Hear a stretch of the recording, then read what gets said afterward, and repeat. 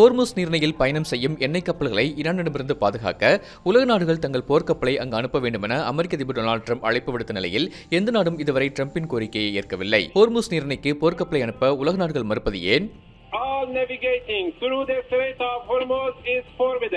Hormuz நீரிணையை அமெரிக்காவை மிரட்டும் உத்தியாக Iran பயன்படுத்தி வருகிறது. இது ட்ரம்புக்கும் பெரும் தலைவலியாக மாறியுள்ளது. இதனால் அந்த வழியாக கச்சா எண்ணெய் ஏற்றி செல்லும் கப்பல்கள் பாதுகாப்பாக பயணம் செய்ய தங்கள் நாட்டு போர்க்கப்பல்களை அமெரிக்க கடற்படையுடன் அனுப்ப வேண்டும் என பல்வேறு நாடுகளுக்கு டொனால்டு ட்ரம்ப் வலியுறுத்தியிருந்தார். ஈரான் ஏற்படுத்தியுள்ள செயற்கையான தடையால் பாதிக்கப்பட்ட சீனா, பிரான்ஸ், ஜப்பான், தென்கொரியா, பிரிட்டன் மற்றும் பிற நாடுகள் அந்த பகுதிக்கு போர்க்கப்பல்களை அனுப்பும் என்று நம்புகிறேன். இதன் மூலம் ஹோர்முஸ் நீரிணை இனி அச்சுறுத்தலாக இருக்காது என்று அவர் குறிப்பிட்டிருந்தார். ஆனால் ட்ரம்பின் அழைப்பிற்கு சம்பந்தப்பட்ட நாடுகள் எந்தவிதமான வாக்குறுதியும் இதுவரை அளிக்கவில்லை. குறிப்பாக ஹோர்முஸ் தடையால் கடும் உள்ள இந்தியாவை பற்றி அவர் தனது பதிவில் குறிப்பிடவில்லை. முன்னதாக ஹோர்முஸ் நீரிணை அனைவருக்கும் திறந்திருப்பதாகவும் அமெரிக்கா மற்றும் இஸ்ரேல் நாடுகளின் கப்பல்களுக்கு மட்டுமே தடை விதிக்கப்பட்டுள்ளதாகவும் ஈரான் தெரிவித்தது. எனினும் பாதுகாப்பு அச்சுறுத்தல் காரணமாக பல நாடுகள் இந்த பாதையை தவிர்க்கின்றன. ஈரான் நேரடி தாக்குதலை விட ட்ரோன்கள், குறுகிய ஏவுகணைகள், கண்ணிவெடிகள் மூலம் தாக்குவதால் ஹோர்முஸ் நீரிணையில் கடல்சார் பாதுகாப்பு சவால் நிறைந்த ஒன்றாக இருக்கும் என நிபுணர்கள் எச்சரிக்கின்றனர். மேலும் அமெரிக்காவின் அழைப்பை ஏற்று போர்க்கப்பலை அனுப்பினால் ஈரானுக்கு எதிரான ராணுவ நடவடிக்கையில் தாங்களும் பங்கேற்பது போன்ற பிம்பம் ஏற்படும் என்பதால் மற்ற நாடுகள் இதற்கு தயாராக இல்லை என்றே கூறப்படுகிறது.